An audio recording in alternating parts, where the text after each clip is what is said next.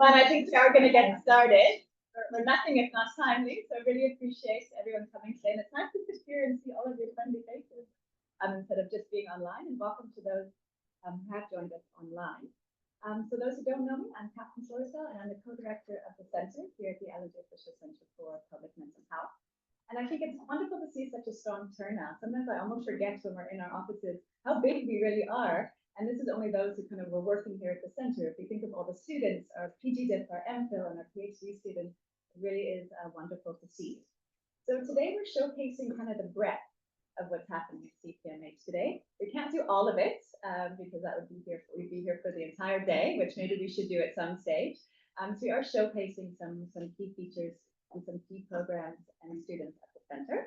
Without further ado, we're going to get started. We're going to be jumping around as we have done in previous years. You are going to have to introduce yourself very briefly when you do speak, and do keep to your time. We've got our timekeepers are very focused. They're very good at this. I got the ones who are strong and don't take no for an answer. Okay. And I'm going to hand to our first speaker. They're right in front of us.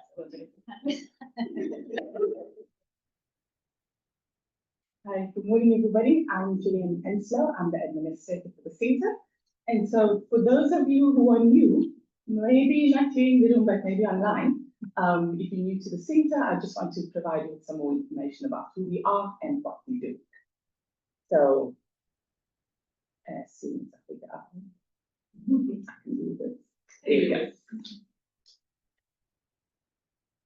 So, we're the Centre for Public Mental Health.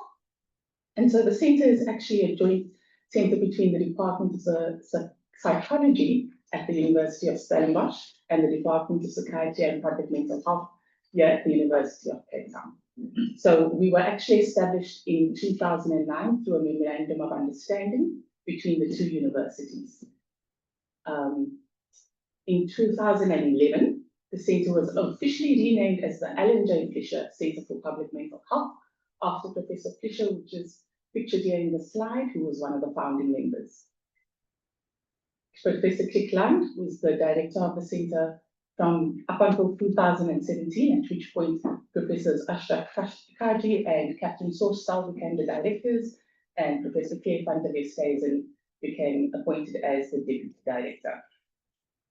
And so a little bit more about what we stand for. Our vision is to be a collaborative, institutional, multidisciplinary centre that conducts high-quality research on public mental health and uses evidence for teaching, consultancy, and advocacy to promote mental health in Africa. And so our objectives to achieve that vision is to build capacity in Africa for public mental health policy, planning, and legislation through accreditation, through accredited postgraduate teaching programs, to undertake high-quality research in the areas of public mental health policy, services, legislation, and human rights, to advocate for the inclusion of mental health on health policy and development agendas in Africa, and finally, to provide advisory services to provincial and national governments in African countries and international health and development agencies. And then a big milestone for us, or a big achievement, we became a WHO collaborating centre in 2014. And then my last slide is just to tell you a little bit more about the research that we do here at the centre. And for clarity, to keep the pictures pretty, we've just focused on the most recent projects that we've done. So as you can see, we've got four main pillars: social determinants of mental health policy and services, measurements of mental health, and intervention, development, and adaptation and implementation. And so these pillars are connected through the integration of mental health into perinatal, infectious and chronic disease healthcare and community services. And you can also see that we focus on mental health throughout the lifespan.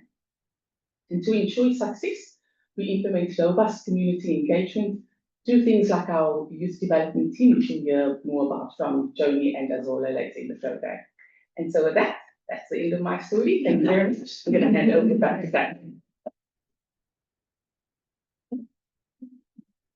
Thank you very much, Gillian. It's nice to see those pillars again, isn't it? And you can see how more projects are coming under these. So usually Claire van der Westhuizen would do our capacity building. piece. But as she's on sabbatical, I'm going to try to give it justice, but it's definitely what she's focusing on, I think, the last 4 years when she got it.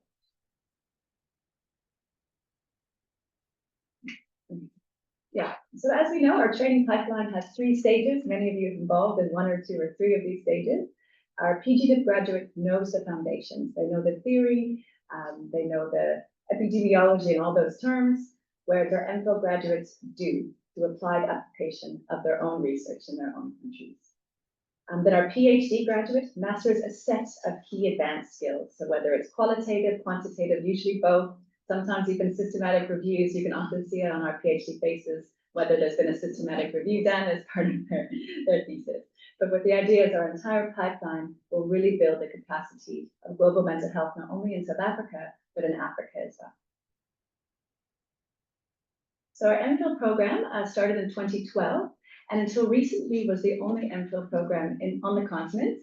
But I'm quite excited to say that the University of Zimbabwe, through Amari, has had their first cohorts of MPhils, and they've used our model to take that forward. So we're hoping to see this expand over time, so we're not the only institution that can do this. And that way we can even get a bigger family of public mental health specialists. Our PGDIP program was initiated in 2023, and I'm not going to say too much because I know SHiMA is going to be saying a bit more about that. And for me, I find this fascinating. Every time we kind of accumulate how many graduates have come, we've had 28 PGDIP graduates, 58 master's students, and 11 PhDs from 12 different countries, which is really quite substantial. I think as we reflect as a group, I think we do need to move into the French countries. I think that's something that we haven't done yet, and it's you can see it very clearly on our map. But it does show that we have made quite substantial work, and it just shows us where we can also expand. And currently we have 15 PGDIPs, 26 masters, and 11 PhDs, which is also quite a lot to have at one go. And we're also just doing our new recruitments. We'll have by the end of the month our new cohort for 2026, where our center is going to increase even more in terms of numbers. And I'm definitely not going to go into all of the students and the master students and their projects, but just to be mindful that, as I mentioned, it's across different countries, it's across the lifespan, and the master's degree takes on what the student wants to do, and something that they find a gap in their home countries. We also have a lot of PhD fellows. I didn't realize how many fellows we had either, and so you kind of put them all together. So I'm not going to go through all of them again, but we have Noma, who's doing work with SADC, trying to do a remote counseling intervention. We have Claudia Sweeney, who's doing Stellenbosch, who is doing referral pathways for people with common mental health conditions. We have Cheris, who's doing young kids, looking at prevention, universal prevention interventions. We have Tebo, who's doing PTSD, which is also very exciting, and Joni working on university students. And saying that, if we add, these are just our full-time students, we have so many other students as well. We have Adesanya and Katina from Nigeria. We have Ranga, Fatima, Carolyn Rashat, and Tara Bear. And I think we've taken on 2 more as well recently that aren't on this list yet. So we are seeing more PhD students, which is also wonderful. But as we get more PhD students, we also like to see PhD students graduate. So congratulations to Dr. Fadia, officially. Dr. Fadia, Shazzy will be the next one. I'm not going to steal her thunder because she'll be going today. And Miriam McKeesey is just waiting for her examiner results. So it's so nice to see this collection, seeing students actually progress through this. And saying that, we also have several supervisors who do a lot of work on all of the programs. So a special thanks to everyone who is involved. It definitely takes a community. So many of our staff are UCT staff or Stellenbosch staff. We also have honorary professors and senior lecturers who do quite a lot of work. And I just want to say a special thank you for working with them, because without, we literally couldn't do this. There's no way that even just Claire and I could take on 17 students. They would almost be impossible. So special thanks for today. And just a brief moment, I just want to say we've got 2 massive three capacity building grants at the moment, I suppose. One is Amari, which is led by Dixon Tabanda in Zimbabwe. And it's been our 10-year anniversary for Amari, which is quite substantial. I guess looking back at correct, we were much younger when we started Amari. And they'll be moving towards an Amari 3, so it's going to get even longer. But I think it is quite exciting when it comes to building these collaborations with other countries. And I think that's even nice for our fellows. As we start developing grants we can then bring in the collaborators that we know. That's very exciting. And then we've also got the Sue Struman Initiative, who we partnered with in 2020. And many of you are Sue Struman Initiative Fellows, which is really great. They currently fund 2 PhD fellows every 4 years, and has a new, is doing new PhD funding at the moment as well. They also fund our youth development team, which others are going to be talking about soon, so I'm not going to say too much about it. Now I will hand over to SHiMA.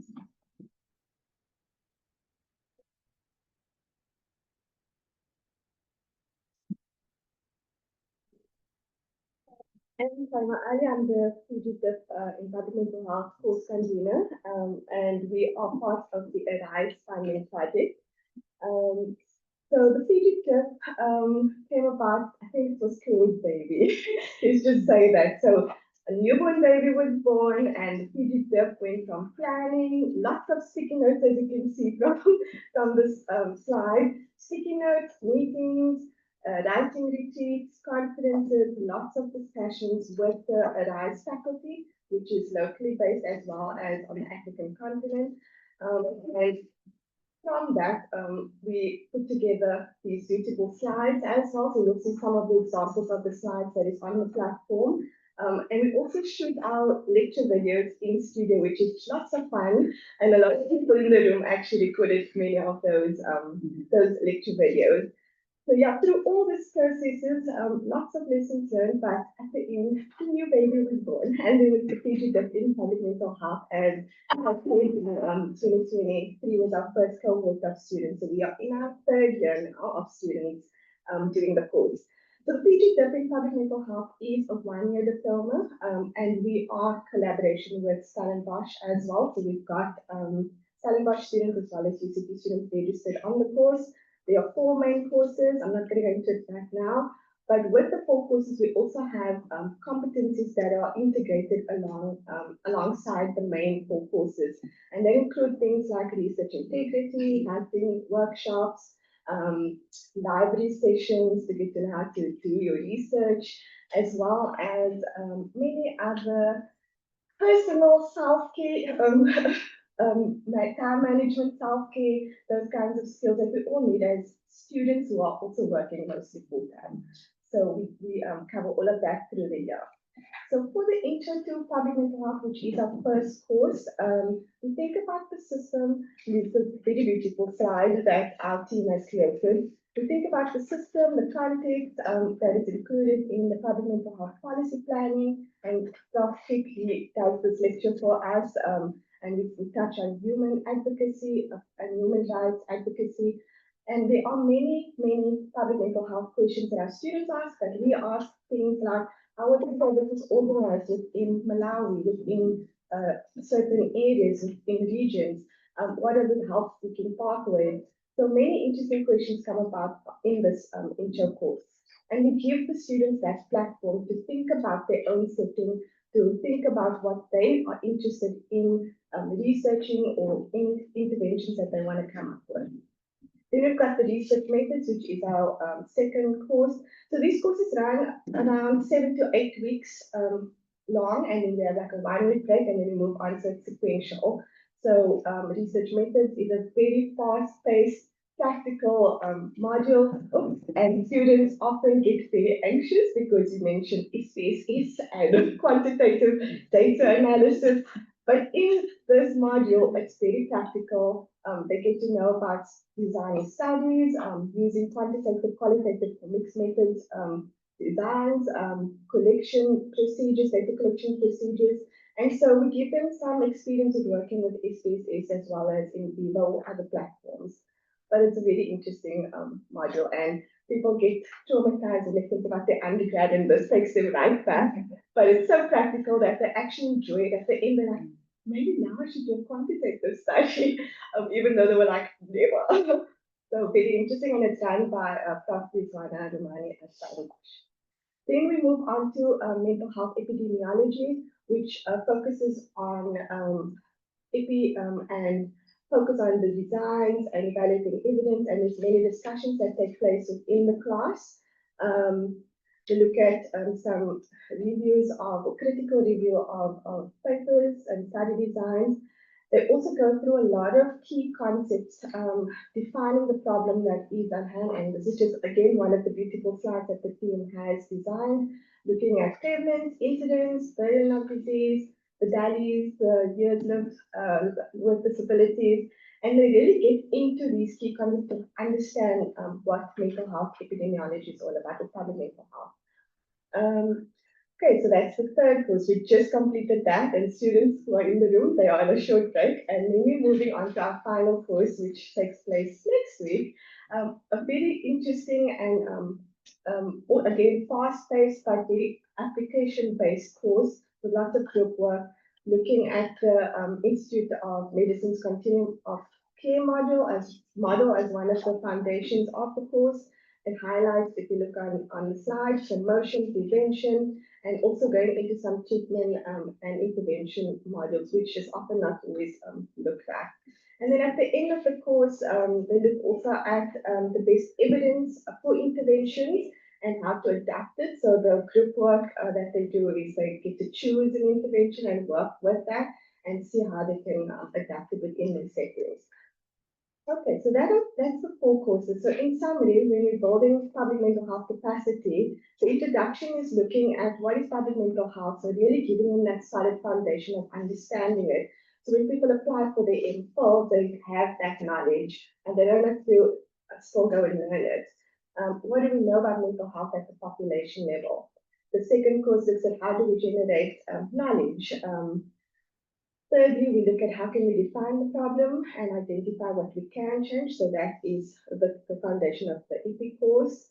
And then how can we intervene? And that takes us back to answering some of those key questions in our introduction module. So to some of the fun things, here's the PGDIP class of 2025. We've got people from Eswatini, Malawi, Mozambique, which has been a really interesting cohort this year with Mozambique, one of our students speaking Portuguese, and that's also like add some dynamics to the classroom. Then we students from Zimbabwe and South Africa. And then as you can see on the slide, we've got a range of different disciplines or backgrounds, professional backgrounds. So people working in NGO settings, or they're working as research assistants, there's psychologists. This year we've got a class of about 3 physiotherapists, which is also interesting because I never thought about how did they see public mental health from their perspective. So it's nice to engage with them and to see their perspectives and not just the social worker or the psychologist or psychiatrist. So we've got a range of people, and then that's just a snippet of we go up to campus during orientation and we take some beautiful pictures. So that's some of the class of 2025 PGDIP and MPhil students over there. And just to mention, one of our students actually, Lydia, she's in the picture. I didn't know she was pregnant at the time, and she was so good during those 2 weeks. And only to find out like in June that it's twins, and she's playing class every week. SHiMA felt for her towards the end, so we've got twin babies in the PGDIP 2025 class as well. A little girl and boy. And then this is just a picture of the 2023 and 2024 cohort. Again, it's very dynamic all over Africa. We even had Sam from the UK, but he's Zimbabwean, and we had Emily from Dubai, but she's South African. So it's quite interesting to see how they then do the assignments based on where they currently are at, in looking also at it from an African perspective. And then just to update you, these are the numbers of applicants that we received over the years. And as you can see, it's just like skyrocketing. For this year, we got 64 just at UCT and 60 Stellenbosch applicants. So good luck to us. Now we are. And we should only take like 15. So we're sitting this Friday to kind of narrow that down. And the applicants come from all over Africa. For this year, we've got Namibia, Lesotho, Zimbabwe, and Liberia. First time we're getting an applicant from Liberia. So that's going to be interesting. And then I think I have like 2 minutes left or something. Just some of the experiences people really, when they completed their PGDIP, we asked them to give us some feedback. And just to say the last one there, it has broadened my understanding of mental health in diverse communities, which is eye-opening. Professionally, it has equipped me with the essential knowledge to better address mental health needs in the workplace. So lots of good experiences. We take on any feedback because we like to improve on our course year to year.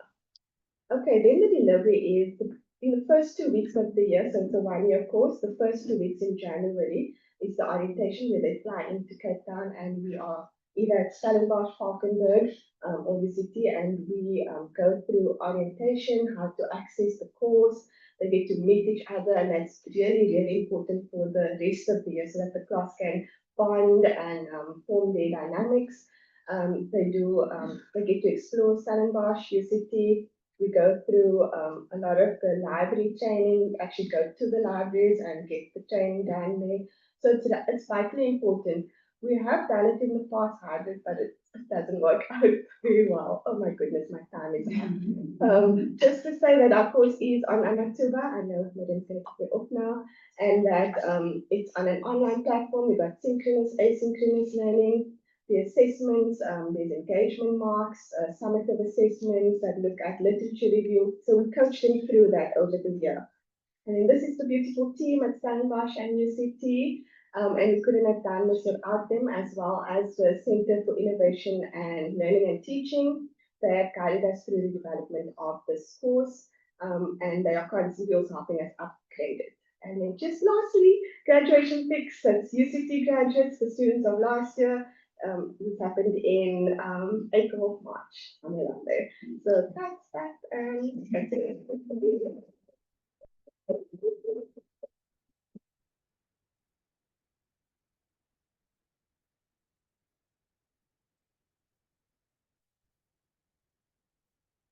Oh,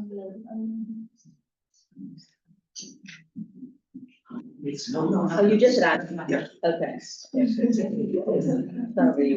No, this, okay?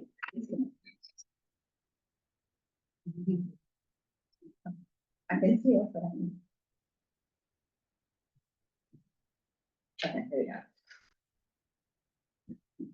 I was telling Kat, I think we need a lectern here so that you can stand. So good morning everyone. Assalamualaikum warahmatullahi wabarakatuh. I'm Fadia, and yeah, recent PhD graduate. Sorry, I'm also technologically challenged, so help me out. Okay, I'm going to just use my notes. Like that. How do you? No. No,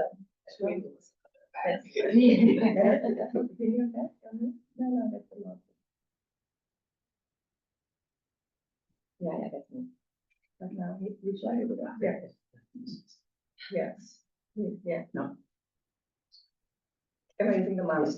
Okay. Okay, we're going to try again. I think it's because I have notes that I want to read during this presentation. Did you start my counter? I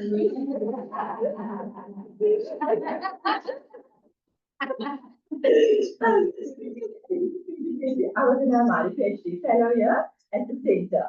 Okay, and so today I'm speaking to you as a scholar, a practitioner, an occupational therapist, an OT, a disability rights activist, and a cancer survivor.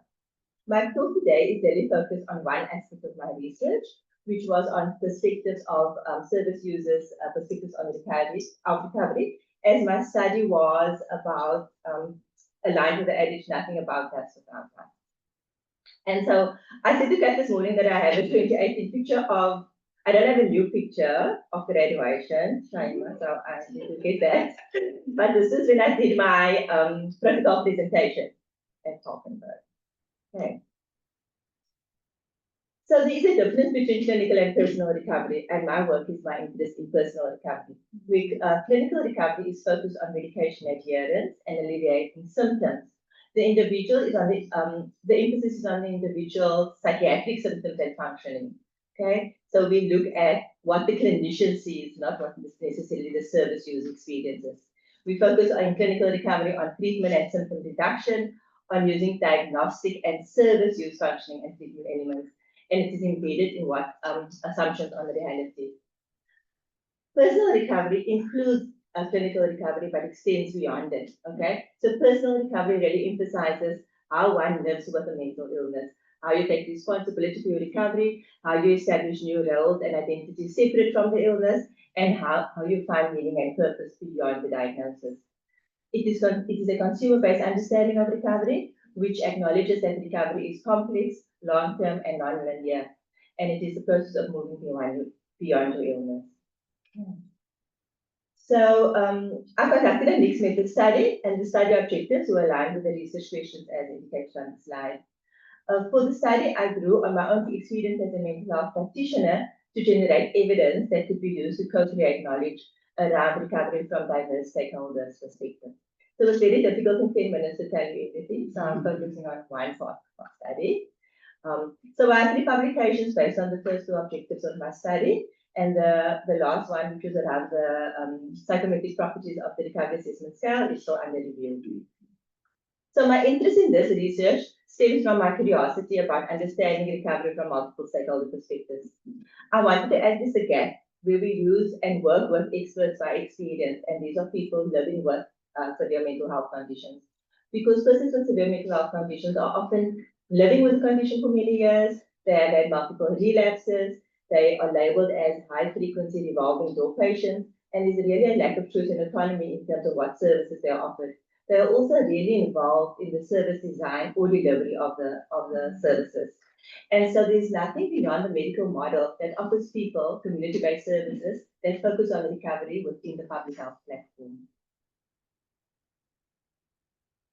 So just to give you a little bit of my study, so this part of the study, it was conducted in Cape Town, and it involves 4 mental health service users and 3 of their caregivers. They were all affiliated to an NGO that focuses on public offering mental health services. One of the service users lived with their family, and the others lived in supported housing offered by 2 NGOs in the area. I've used pseudonyms for all of it, but just to show that since the affiliation with the organization, the relapse ranged between 9 and 20 years since they last relapse. And at the time of the study, all the participants were single and only one had ever been married. So because I was interested in lived experience, I used generative data collection methods, and I wanted to co-create knowledge on recovery. These methods included life graphs. So I've shown 2 of the life graphs here, where mental health service users could plot significant events that capture the mental health journey. They were also asked to draw community maps, and the maps had to show the places, the people, and the things that helped and supported their recovery. The maps we then used for them to take photographs. I issued each mental health service user with a digital camera, and they could go out and take photographs of important things that they wanted to share with me. And I invited them back to 3 interviews where we discussed the pictures of their choosing, and they told me the stories behind it. Every participant was then given 10 of their, a printout of 10 of their favorite photos, and they all got all of the photos on flashes. So it's difficult with digital camera because you can take hundreds of photos. It's really hard for people to kind of nail it down and then share with me. Okay. I think I have it now. Yeah. So the shape powerful stories, and after data analysis, 2 themes and 4 sub-themes emerged. The themes captured the richness of lived experience, highlighting the power of generative research, because the participants were collaborators and not just subjects within the study. So I wanted to share some of the stories behind the pictures, because we all have a different story when we look at the photograph. So I've chosen these 4. The one is of a police van outside one of the service users' houses. The one is at the garden at an NGO. The one is at a game that one of the participants made, and the other one is at his mom's kitchen where the service user lives. So mental health users report that their families relied on the police to assist them with an admission. This resulted in mental health service users being involuntarily transported to hospital in a police van. This violent way of containing the mental health service user and facilitating the hospital admission often took place in full view of their neighbours, and it was a traumatic experience for everyone. The NGO that was featured in the study offered service users access to a range of activities designed to facilitate their community integration. The services included psychoeducation, supported living in group homes, drop-in services, life skills training, learnerships, and transitional employment. These skills developed opportunities allowed service users to try different work opportunities over time. And because of the non-linear journey of recovery, people were popping in and out and trying different things over the course, and they had the option to do that, which isn't something that's available to everyone. One participant designed a plan to enjoy gambling in a controlled manner. This involved allocating a small portion of his disability grant to playing the lottery every month.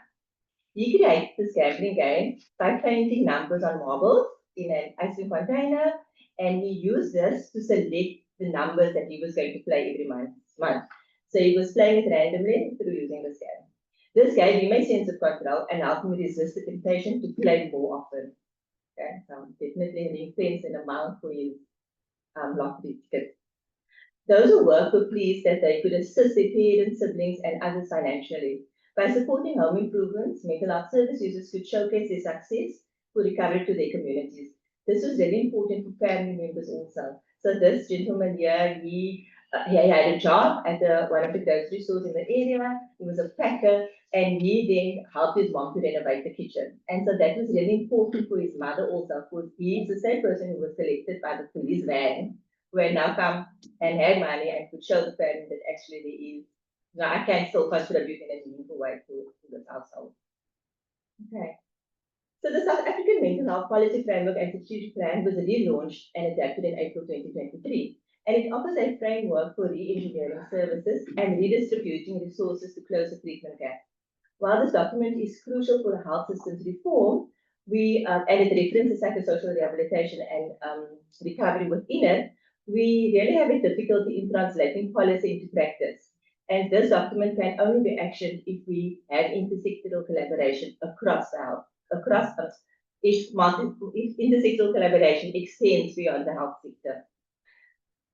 In my study, mental health service users do not consider recovery to occur in hospitals. Instead, they see hospitals as a respite and giving them and their family a break. So a range of community-based services are needed for mental health service users once they are discharged. Currently, only a few mental health service users can access recovery-focused services through NPOs if they are affiliated to it. And because mental health service users said long-term relational support was the important ingredient of recovery, we need to think about how we foster long-term relational support within our systems. This was evident for them in the connections they established with NPO staff throughout their journeys. Additionally, spirituality came up as a crucial feature within the study, but the stigma and from faith-based organizations hindered people's access to spiritual support, and so they didn't go to faith-based organizations, and that is also something that we have to work on, because when someone first becomes ill, it is often the first port of call for people to try and make sense of the illness. So as health professions, we are part of teams which are really just focused on clinical recovery. Our starting point is with a problem that brought people to the service. What if we listen more to what service users have to say about what gives them meaning, hope, and purpose? What if we change the power dynamic and became partners in recovery, with mental health service users being the experts by experience? There is an urgent need for mental health policies and practices to be aligned, and this can be achieved by service providers and policymakers partnering with mental health service users as experts by experience. So we really need to rethink the implications for service development and design. This work for me is not only about research, but about creating communities of care that promote personal recovery through the wisdom of those who live it. And my time is up. So I just wanted to say again that I'm deeply grateful to all the participants and all the supporters and the advisory team, and also my supervisor. So Cass is here, and I couldn't have done it. I want to say this was a journey of Ubuntu, a person is a person to other people, and I am because we are. Okay, thank you.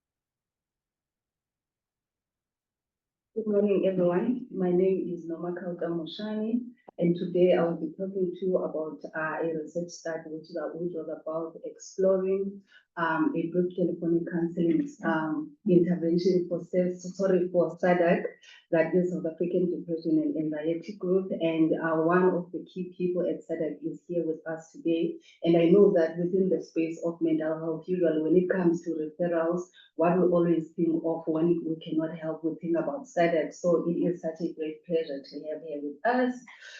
An overview of my presentation. I think you've gotten an opportunity to see the presentation before.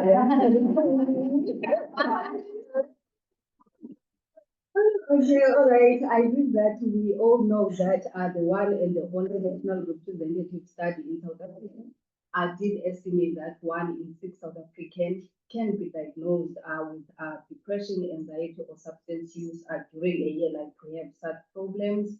And we are aware that with this issue, of course, it is affecting it is affecting the prevalence of burden of diseases. And because of this, we know that there is also an issue of treatment gap, whereby there are so many people who are in need of treatment, but because of so many factors, it's hard for them to get treatment. So it's only a handful of people who actually do receive treatment.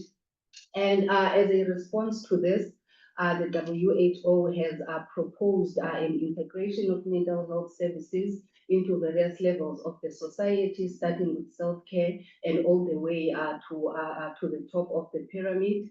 And then when it comes to making mental health services available, we know that organizations such as SADC, which is the South African Depression and Anxiety Group, have done a great job in terms of being on the ground and being with people and coming up with innovative ways of reaching out to people and also making sure that treatment is easily accessible, otherwise to people who wouldn't have gotten that opportunity.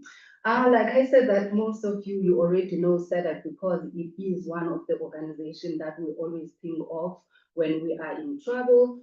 So basically, this organization was formed in 1994 and it's based in Johannesburg, and they provide mental health advocacy and community outreach as well. And they deliver their services remotely. They have around about 30 lines and they are around 24/7, which is why we are so comfortable to use them as a referral, because we know that there is always someone on the other side of the line. They also have 200 support groups across the country, meaning that there are also other provisions, because the mental health journey can be quite a lonely one. So they have created opportunities for people to be able to have the social support. So at this point, SADC is usually provides like containment, that is that you would call and then you are contained and then you are referred. And then with us as the center that has a footprint in face-to-face counseling delivery, of course, which are evidence-based. So we saw an opportunity to collaborate with SADC, considering the history that they have in remote provision. So that is how the collaboration came in. So basically, the study that I'm telling you about, the aim was to explore the perspective of service users in terms of the facilitators and possible barriers to accessing and even using a remote delivered intervention. We know that at this point, when it comes to accessing services remotely, it's still a new idea, something that we are not that used to, because we are used that if you need counseling, you actually go to your counselor's office or your psychologist. So we thought it was important to talk to as many stakeholders as possible in order to find out about the possible barriers that the project may encounter. So we used purposive sampling, and we had 3 stakeholder groups. We had the mental health experts, we had SADC representatives, and we also had SADC service users. And then in terms of the inclusion criteria, the mental health experts, they had to be South African based and to have been in the mental health space for more than 3 years. And the way we recruited them, we used our existing networks within the center. And with SADC representatives, they had to be with SADC at the time of the interviews, and also to have been at SADC for at least 6 months. And the way that we recruited them is that we started off with face-to-face meetings. talking about the possibility of working together. And then eventually we had our virtual meetings. Okay, all right. And then the service users, they had to be 18 years and above to have voluntarily conducted startup for assistance and to agree to be screened for the case Q9, Get 7 and the audit. And we got hold of them using the startup platforms. And then so basically we used semi-structured interviews, and the interview guide was exploring like the factors, the facilitators and barriers that could maybe sort of help to facilitate the uptake and the delivery of the program. And the interviews, some they were focus group based and some they were individual, and most of them were done virtually. And then the data analysis, we used in Vivo 15 and we used the framework approach to analyze the data. And the two researchers were involved in data analysis. After reviewing 6 transcripts, they met and eventually a 0.87 cover for coding agreement was reached. And this is the overview of the people that we had in the study. We had 48 people in total. Key mental health experts, we had 12 there, 17 SADC service users, 19 SADC service users and 17 representatives. And the framework that we use, it generated these broad themes, which is general acceptability and feasibility, program and delivery considerations, as well as barriers and facilitators to a project like this. Under the theme of acceptability and feasibility, it was indicated that generally a telephonic counseling program, it is acceptable given that many people own cell phones and it is convenient and it has a potential for a wider reach and it transcends socioeconomic barriers. Irrespective of who you are, you can still be able to get it. And of course, it has less stigma compared to face-to-face, as per my the presenter who was in front of me also said. So some of the participants, this is what they said on acceptability, that a telephonic session would be of value to a lot of people, not just me, because a lot of people cannot be reached or they cannot go to the center, but a telephone, everybody has a telephone. Then they said, of course, I would opt for a phone because physically I doubt I would say much, because when you look at people, some people, they are judgmental. So basically this participant felt that irrespective of how you are dressed, how you speak, if it's telephonic, the counselor on the other side of the line will not make judgments based on that. And then under program delivery and consideration, it was indicated that the people who would be delivering this program, it would be great if they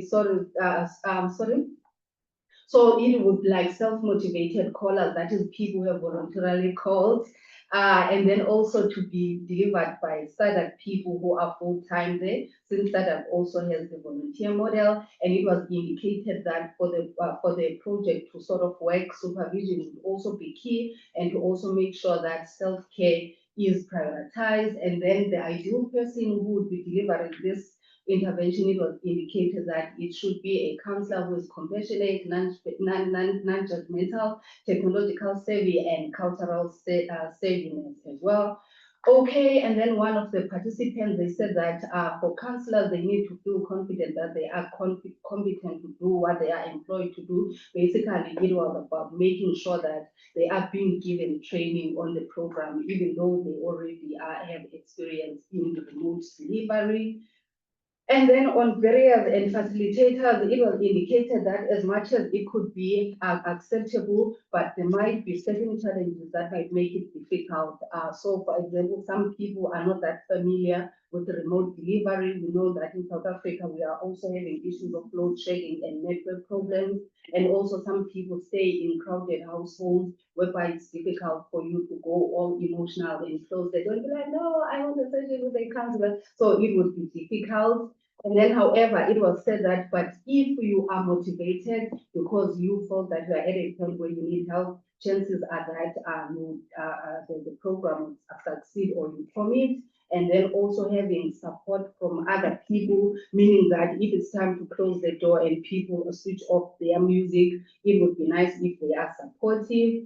And then in conclusion, it became clear that a program of this nature, it is acceptable because we saw that during COVID, sometimes it's better to get counseling even if it's remotely than not getting it at all. And I'm sure you are asking, great, so you had all these perspectives, so what next? So we are currently testing the program. It's 5 sessions, and at this point we have enrolled 46 people into the program, and we're into 100, and it's done virtually, and there is group supervision which is also done virtually as well. And then hopefully next time I'll be telling you about how has that journey been.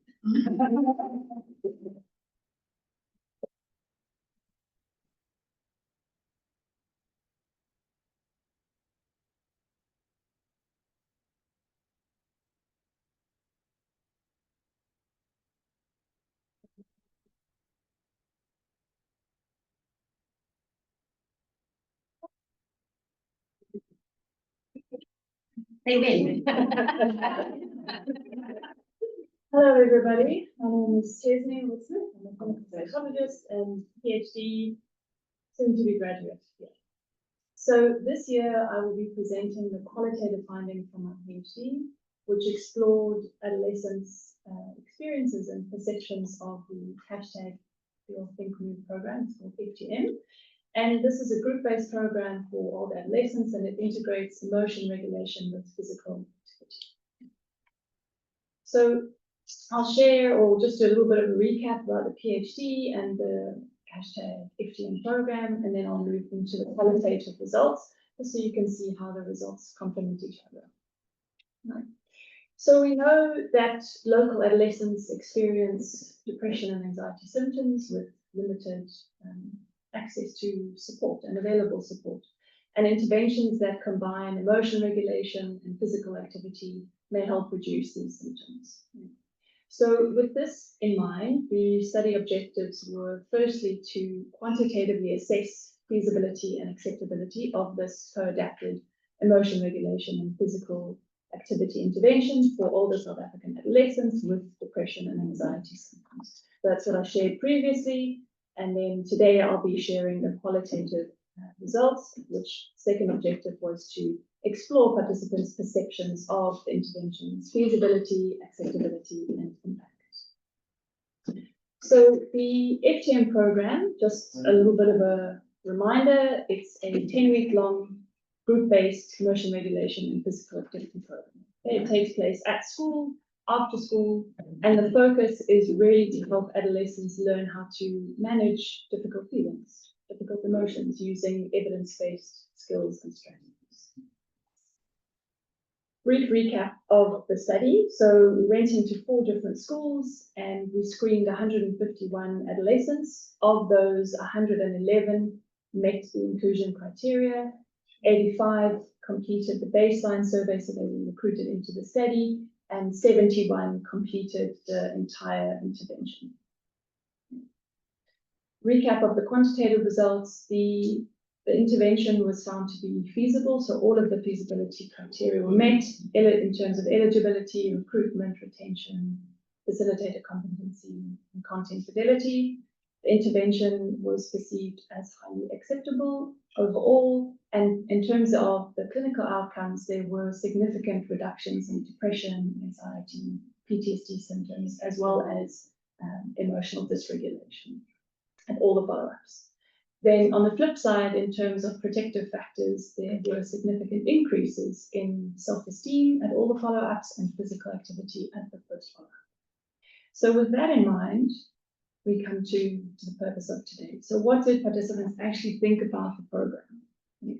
We interviewed 31 participants in total. This included community stakeholders, the community keepers that we worked with in the schools, intervention facilitators, and 20 adolescents who took part in the program.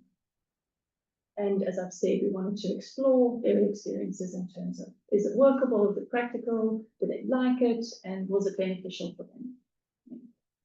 So this is an overview of the themes and sub-themes. I won't go through all of them, but for today, I'm going to speak to perceived acceptability, and the impact of the program, and a little bit about the importance of fun in a program like this. Yeah. But let's start with perceived acceptability of the program. So participants expressed that the program skills were actually absent in school settings, and it was really necessary for adolescents. So this was including adolescents themselves and the facilitators and the community stakeholders. So this is a 15-year-old girl. She said, if I didn't come, I wouldn't have known. I wish everyone could know the skills we learned, because if you check how many kids don't know, there's a lot of them. Then in terms of the facilitators themselves, I think sometimes in interventions like this, we might take for granted that a safe space is just automatically created, right? But participants really picked up on how different this space felt, right? Noting that facilitators really listened to us without judgment. Yeah.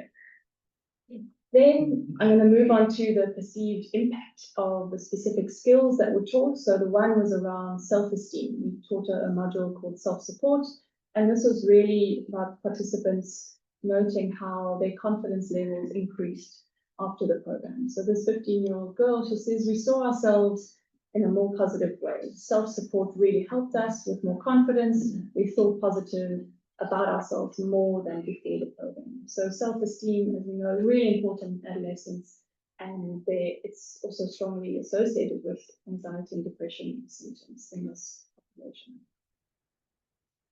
Then in terms of physical activities, so it was perceived as beneficial, but there was initial resistance to it in the first place, okay? I'm sure we all know what that's like. You don't want to go for the run, but it feels good afterwards, okay?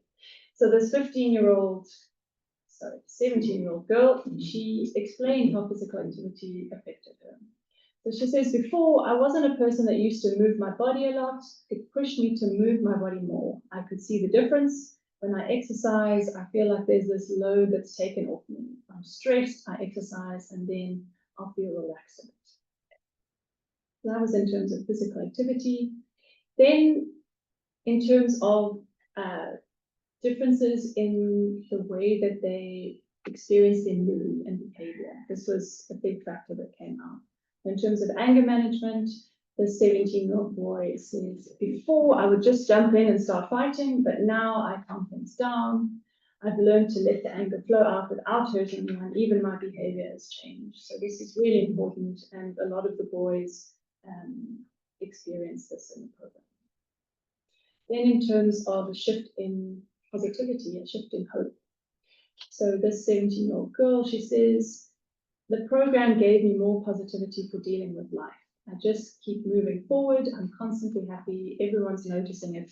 I don't have time to be overthinking. After doing the sessions, it gave me hope. All right, then there were some additional benefits as well. We weren't necessarily expecting them, but they've been nice to see. So the one was in terms of academics, or a shift in the way that they were approaching academic stress. So this female said, I was stressed, but I said to myself, I can do it to go through the grade. And now I'm getting better and better, because why? I'm using the FTM program steps in my work.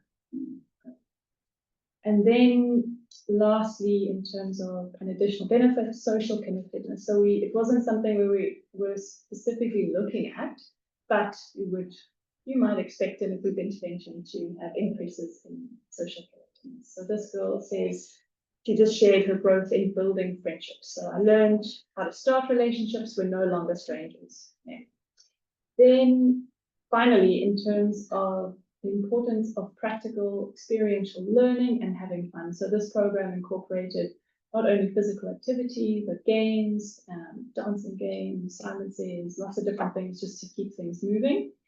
And this participant, and like many participants, reflected on the importance of having engaging ways to participate in the program. So this 17-year-old male says, I didn't expect the program to be so fun. I thought it was going to be serious. Okay. In conclusion, I think the findings are a nice complement to the quantitative results, and show that the intervention is also perceived as feasible, acceptable, and beneficial. So the next steps are really practical ones, so implementation with NGOs. Joni and Clebo and Azola are part of implementing in our partners. with our partners. We're going to be training more collaborators in #FTM, and we need some more robust research. So an RCT possibly in the future. Okay. And thank you very much, everybody. Thank you.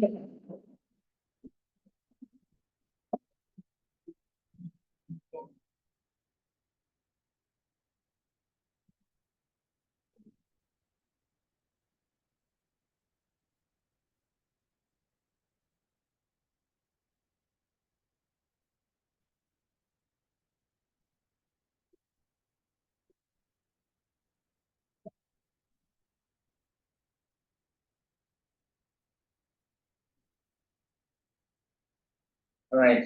Hi everyone. I am Azola and sitting next to me is Johnny. So we'll be talking about the youth development team and how they actually contribute to the youth mental health research at CPMH. So what is YDT? So it is an adolescent advisory group that informs CPMH related youth research and interventions. So we started our first recruitment in 2022, and then our second recruitment was done in 2024. And then their age ranges between 12 and 19 years old. So the group is comprised of 25 members at the moment, and they come from larger areas, mostly under-resourced around Cape Town. And we meet 4 times a year.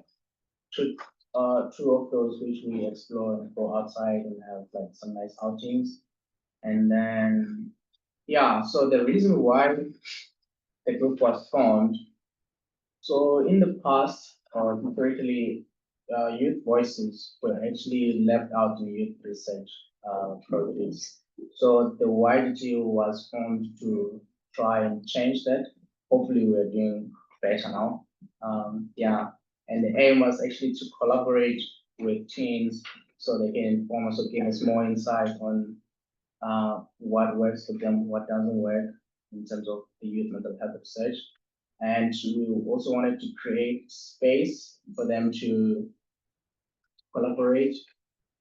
Also, this is sort of an advocacy to raise awareness to other youth with regards to mental health through dissemination of study findings.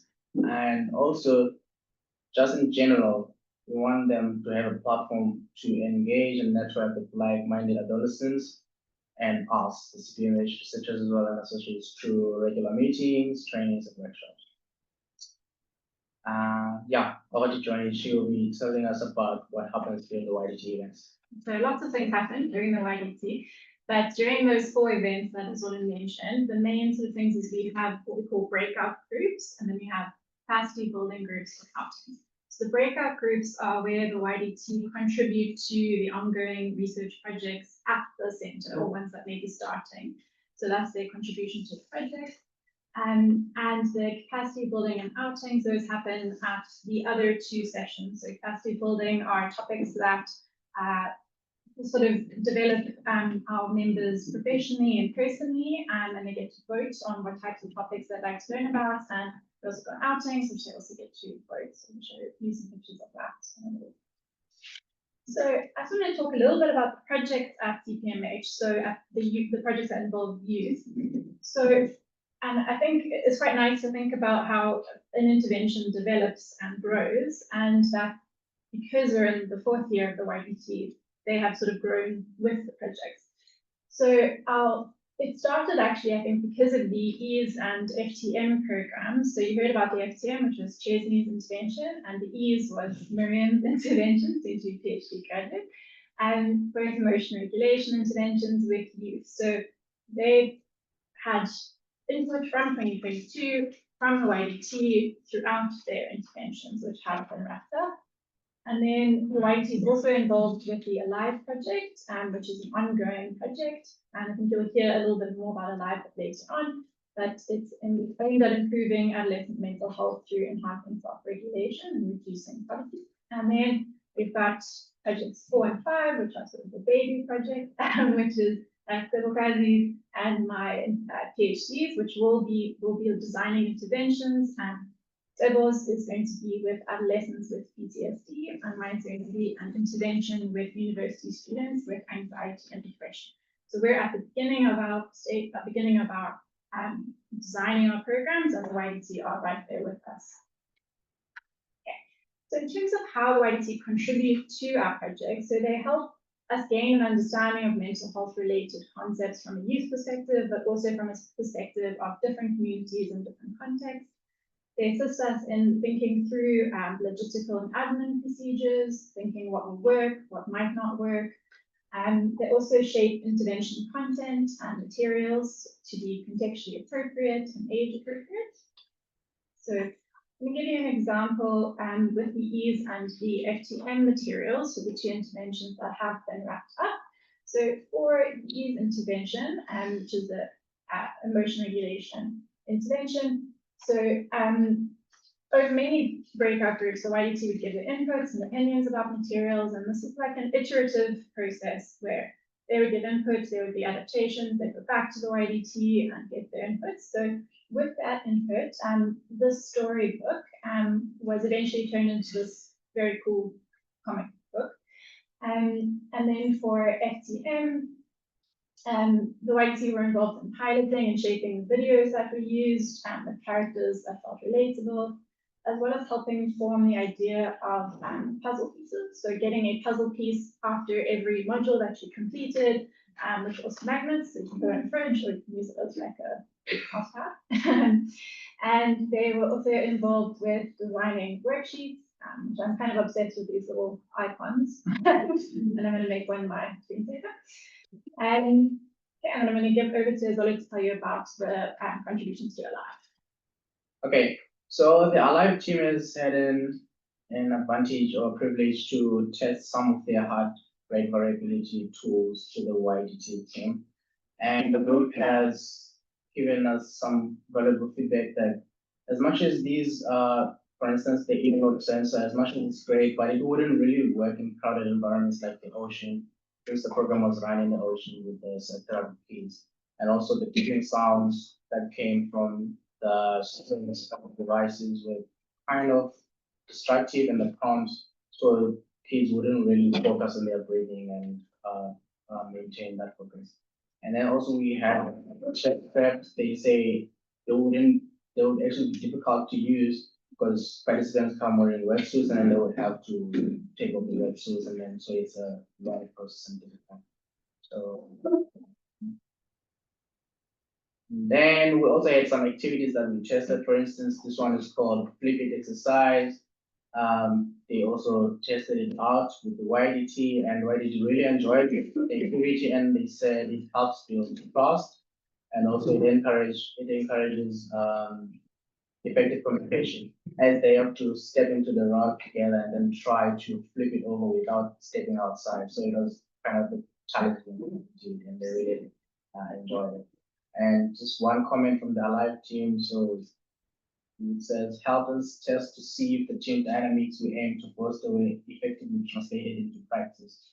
So yeah, those were some of the feedback that we got, and it helped their live team as well adjust their methods into making sure that it caters for their real life settings. And for Kabukazi and I's intervention, so we're still doing our formative work. So our YDT groups have been quite centered on helping us understand and explore the understanding of trauma, anxiety, and depression from the perspective of our youth groups.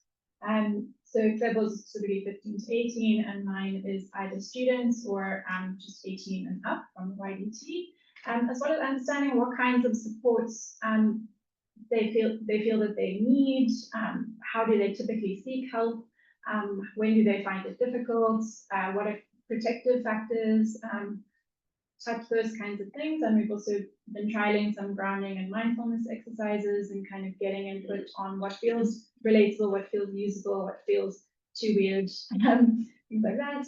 And as well as getting input, like I said, on some of the logistical and admin procedures, like the wording of the consent forms and our interview schedules. Do they make sense? Are they asking the right questions? And things like that. So those are where those two projects are at. And then, like I mentioned, the capacity building. So the types of topics that we've done with the YDT, we've done seminars on stress management, we've done seminars on career guidance and building CVs.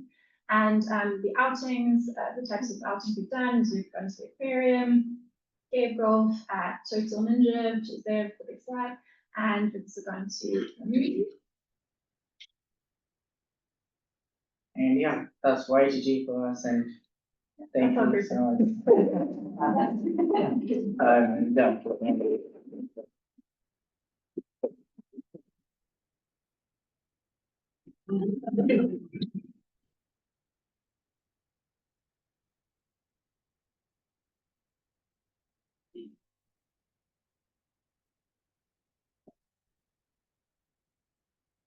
Hello, everybody. I'm Simon Honickman, and I'm representing a big team who unfortunately couldn't be here today.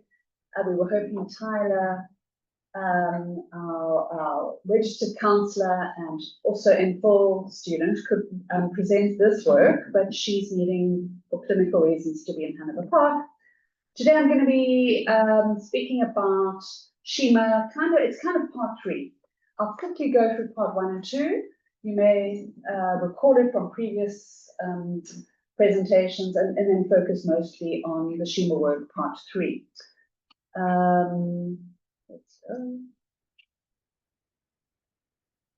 SHiMA is a mobile intervention, training intervention for health workers that is designed to address obstetric violence, which is abuse and disrespect perpetrated by the health system and health providers against women and their families using maternity services. It's also designed to increase empathic skills and self-care among these providers. And the background is that we have an enormous problem of disrespect and abuse. The terminology differs depending on one's orientation, but obstetric violence is commonly considered to be the term to be used. This disrespect can be physical, it can be emotional, and it can be structural. It's around how our health systems are designed, and are linked to systemic forms of oppression that occur within dysfunctional hierarchies of power, politics. It's a very gendered issue. It's considered a form of gender-based violence. It's related to excessive staff workloads, a lack of mentorship and support, and a lack of education on clinical engagement skills or empathic engagement skills. We have in this country a documented problem that is enormous, and over the years we've been trying to address it at the Perinatal Mental Health Project. You may recall presented before on our secret history training intervention, which is a face-to-face, theatre-based intervention that we've developed 20 years ago, which is loosely based on Brazilian activists, political activists, theatre of the oppressed, which is a way of getting people who are living in a society of oppression to reimagine and recreate another way that they want to see the world working. And so we've worked over the years predominantly with nurses and midwives and doctors in maternity care to embody and experience what it must be like to be a client in this kind of situation. They recreate an abusive situation, and then we reimagine a way in which empathic skills can be practiced. It's fun, there's a lot of laughing. We've done it in everywhere from Germany to Malawi. A friend of mine's just used it with health workers in Liberia. Worked with sex workers and police who often abuse sex workers. So it's had interesting applications. And woo! So what we wanted to do is we kind of realized that kind of training approach is not really scalable, that kind of theatre-based training approach. How do we get those skills out to people who don't have access to a facilitator trained in secret history? Is there something else we could do? So we collaborated with an amazing person called Melissa Densmore from UCT's computer science department. And her student, the Ugandan master's student, and we said, let's try and amplify and gamify the secret history, because the whole of the secret history is a game. It's meant to be a game, and we've heard about gaming and stuff today. And so what we did is we took the idea of the secret history and we mapped it onto a platform, onto a mobile app platform, in fact, Comcare. And we created a whole lot of stories against a Choose Your Own Adventure framework, which is a book series that was developed for adolescents in the 80s, 70s, where you are the character in the story, you're the main hero character, and you come across all sorts of obstacles and problems along the way, and you make certain choices to overcome these obstacles, and depending on your choice, A or B, you have a certain clinical outcome. Okay, so we did in 23 a feasibility study at Mowbray Maternity Hospital with this app, and we learned a lot. Even though there were a small number of people who continued to the end. We had 3 in-depth focus groups which generated really interesting information, and we learned that this online, this platform didn't really work, and there was lots of room for improvement. And then what we did, we decided to adapt this to, this is the lesson, is not to design in Canva and hope it's going to work in class. Okay, so what we did is we worked with Reach Digital Health, which used to be called PrayCult. Some of you may know they are the architects of Mom Connect, which is this big national program, WhatsApp-based predominantly, where women can get push messaging throughout their pregnancy. They had at one point something called Health Worker Connect that we worked with a lot to input a lot of resources onto Health Worker Connect for messaging and for interactive engagement. And they said, let's put it on WhatsApp and let's adapt what we learned from the first study and the use on Comcare. So, and let's find out if it's feasible. Let's see about expanding the content, and let's assess the technical feasibility and user response. So what we did is something called a Google Design Sprint for user-centered design, which is actually used in a lot of co-design methodologies. It's quite a simple approach. We didn't have much funding, so it had to be quick and dirty, but quick and good enough. We had about 4 rand for funding. So that what we had to do is we had to kind of, so we worked and we got stakeholders together, we got midwives and trainers, and we worked with our staff at Hanover Park, and we wanted to find out what they thought of the stories and how we could improve them and how we could put it onto WhatsApp. And we did that, and we developed this nice app. And this is kind of what it looks like. You can choose one of 5. We put on 5 stories, and you go through a story, and you can put in how you're feeling and what you need as a health worker. So this answered the question from a prior study that people wanted more interactivity. They wanted to put in what they were feeling, what they needed. And so we mapped these stories accordingly, and we allowed people to choose different paths in the story and loop back and recreate. So if they went down a path and chose the wrong outcome, I chose to shout at the teenager and just leave her to deliver on her own in pregnancy. We wanted people to actually make that choice and see what the clinical consequence would be for her. But there was an opportunity to kind of redeem yourself and loop back and then choose alternative responses in your story to see what alternative outcomes would be. Then when people followed in a more appropriate response, we highlighted what skills that they were using in those responses, and then gave them the option to go to a resource section. Do you want to know more about rapport building? Do you want to know more about confidentiality? Do you want to know more about protecting feelings? And we had a resource section there. So we did this user testing with a subgroup of the people in the initial study at Mowbray, and we observed them playing with the app. And we used this method where there were direct observations of how they were using the app, and at the same time we were asking them questions. Tell us about why you made that choice and not this choice. What did you feel when you clicked that? So we could understand what their pain points were, and then we analyzed the data from notes and recordings using something called affinity diagram mapping, which is a method that's also used for rapid analysis of large amounts of qual data to generate observations, organize them, and prioritize clusters and build consensus. So what we learned is that this was acceptable. This was that there was a high demand, that the WhatsApp platform was really excellent and people could do it on a taxi, that they could go back to it, that they would use it differently at home from when they were on the taxi, that the participants particularly liked the self-care resources that we had embedded from our previous work with Health Worker Connect.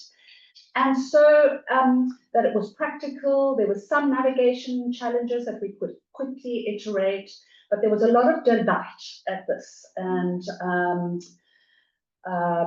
it was considered fun. It wasn't considered a didactic form of learning. There was a positive response to that. The skills section was very well received. People could go deeper into the skills, into different formats. We had video formats, we had PDF documents, and they could choose their format. And I think that's what made them feel empowered. So it's feasible and desirable to deliver empathic care training and self-care training using WhatsApp. And a channel that's familiar and always available is potentially the way to go. Thank you very much.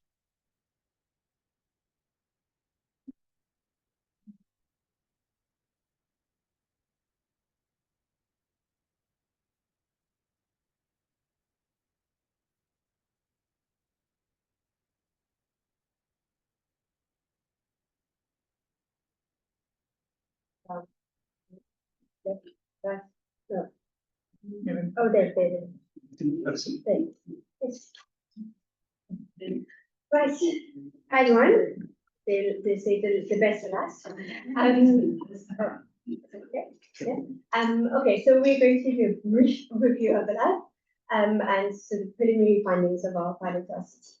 So we've given you a brief overview of the lab. Of course, I'm not going to go into too much detail, but just wanted to give you a review of our team with Kat and Roxanne as the country PI and project coordinator for South Africa, and then Craig, who's leading the project, coordinating the project, and myself as the scientific coordinator.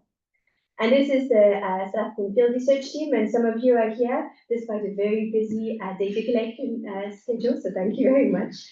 All right, so basically, LI came about in the context of a growing adolescent population with a high prevalence of multidimensional poverty and great burden of depression and anxiety in adolescents and obviously in adulthood. Basically what the Alive is trying to do is develop an intervention to prevent depression and anxiety among youth in living in urban poverty and using self-regulation and improving skills for academic and employment success. So this was done using doing a pilot randomized control trial in 3 countries, so in South Africa, Nepal, and Colombia. And we have 4 arms. So the one is self-regulation intervention, an economic intervention, a combined intervention, which combines both self-regulation and economic components, and then the control arm. And so in South Africa, we recruited, I say we, it wasn't me, it was the South African team. We recruited adolescents between the ages of 13 and 15 in 4 areas, so in the schools from quintiles 1, 2, and 3. and they all had to screen negative for depression and anxiety, because this is I forgot to mention preventive intervention. There were there's 4 data collection points, so at baseline, and then post intervention, and then 12 and 18 months post baseline. And yeah, and so our interventions, so the 3 interventions were both with adolescents and caregivers over a period of 6 months, and there were 20 weekly sessions for adolescents and then 1 monthly session for caregivers, so over 6 months. And the self-regulation of the combined intervention included a surfing component, so they were conducted at the beach, and then all other sessions with the economic participants and the caregivers were conducted in schools mostly, right? Or sometimes in community settings, but mostly in schools. And all sessions lasted between 1.5 and 2 hours, and they were led by youth or adult facilitators, depending on their targets. And so we have completed all the 3 data collection points, so up to 12 months post baseline. So we're going to give you a brief overview of the feasibility and acceptability of this pilot trial. So one of the feasibility sort of criterion was feasibility of randomization, which was determined by assessing the extent of the differences in demographic characteristics among adolescents between the intervention arms and the control arm. And in South Africa, I forgot to mention, we're just focusing on South Africa for now. So there were no differences between arms other than a minor gender distribution difference, but that wasn't significant. And also we looked at the extent of missing data on the primary outcome, which was the PHQ-A and the GAD-7, so depression and anxiety. And there was less than 5% missing data at 12 months follow-up. So really good feasibility in that regard. And then we also looked at retention of participants at the 12-month follow-up. And as you can see, it's a bit blurry, but as you can see, the 12-month follow-up rate was over 93%, and on average over 95%. So very good feasibility there.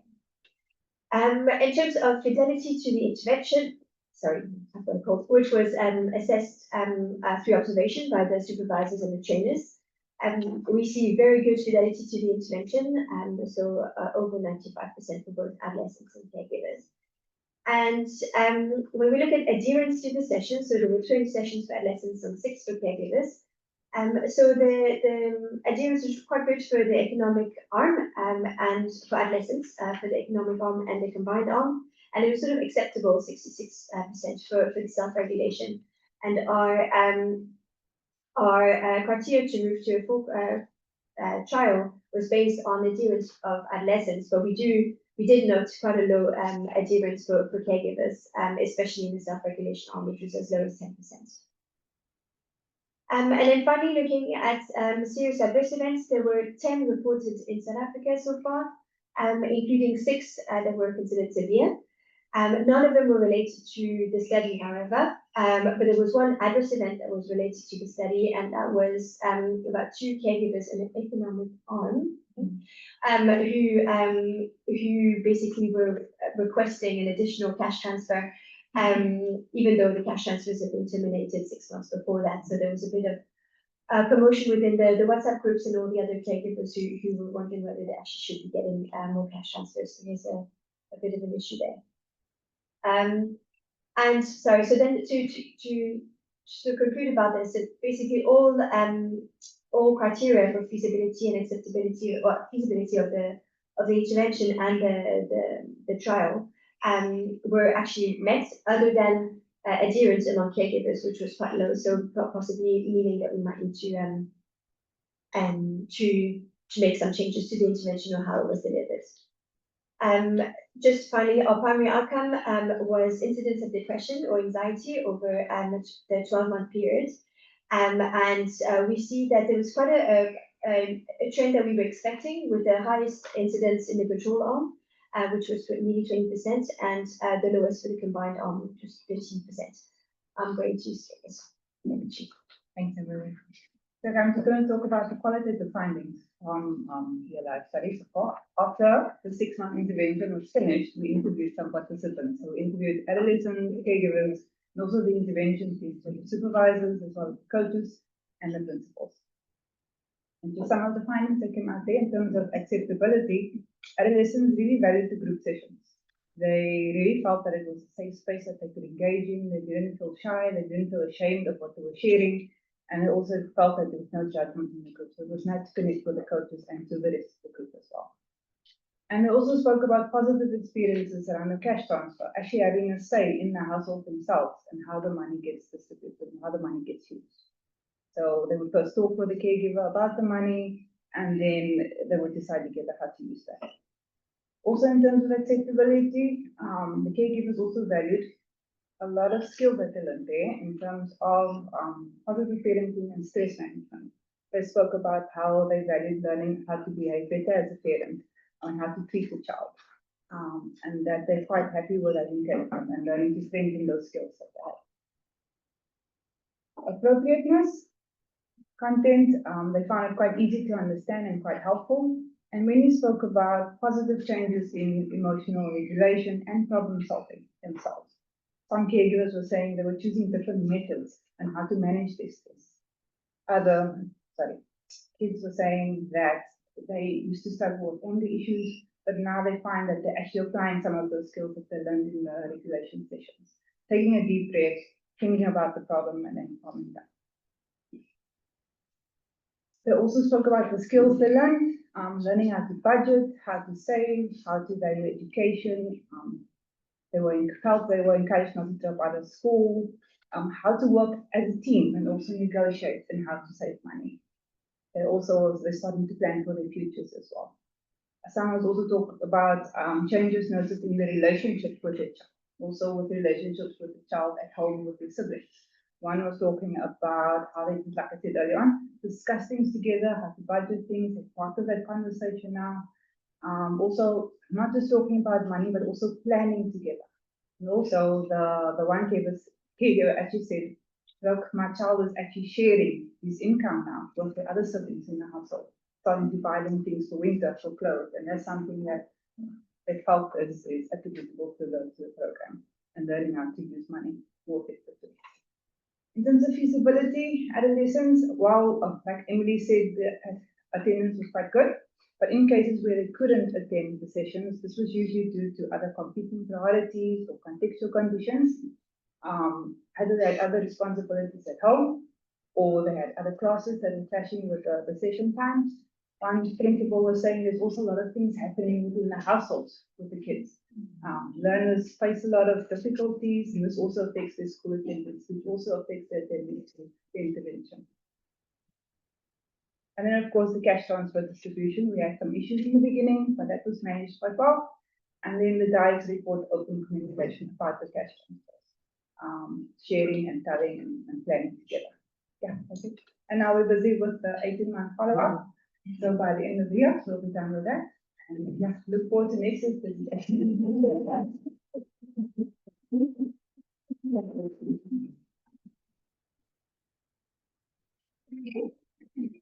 Okay, if anything, we are on time, guys. Special thanks to our timers who are on it, and special thanks to all of the presenters today. It is so nice to see all of this work come together, and almost every year see how we progress. So thank you all so much for those wonderful presentations. Thank you for those who have joined us online. We really appreciate all of the time. And also to Kevin and Gillian and Together for doing all the admin and the technical pieces. So we really appreciate it. We'll see you at the same time, same place next year for World Mental Health Month. I hope you all have a good one. And for those of you in the room, we are taking a CPMH picture. Finally, it's been a few years. Thanks, everyone.